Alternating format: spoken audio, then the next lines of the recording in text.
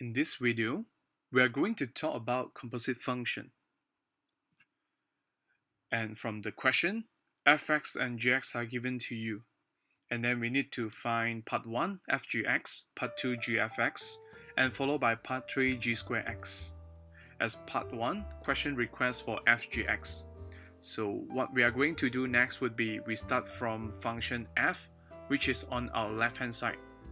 So by saying start from function f, so we just rewrite function fx, which is equals to 7 minus 8x, and this is from the question, of course.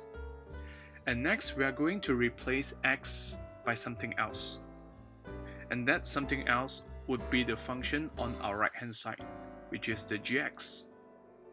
And now, as you can see on our left hand side, that's already fgx as what the question requests for. And on our right hand side, we are going to replace the gx by its own equation, which is 3x plus 1. And later on, we just need to open the bracket and simplify it. And this is the way to get fgx. So now, let's try to do part 2 together. For part 2, the question requests for gfx. So we just need to follow the step like how we do part 1. So we are going to rewrite the function on our left hand side, which is the gx. And then we replace the x by the function that on our right hand side, which is the fx. So remember, we need to further simplify fx on our right hand side. As the question given to you, fx equals to 7 minus 8x.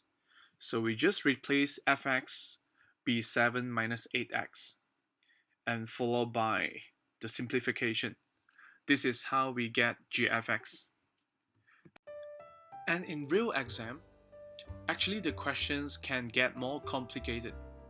So such as this part 4 and part 5.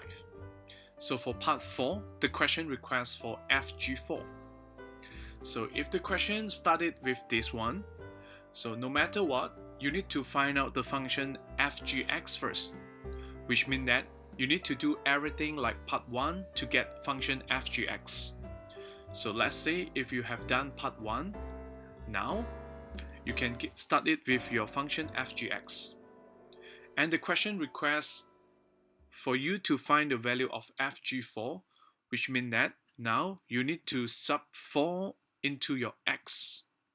So after simplification, you may get your fg4. And for part 5, same thing.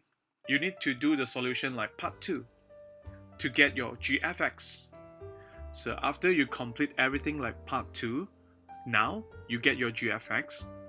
And then from the question gfx equals to 10, you just replace gfx by 10.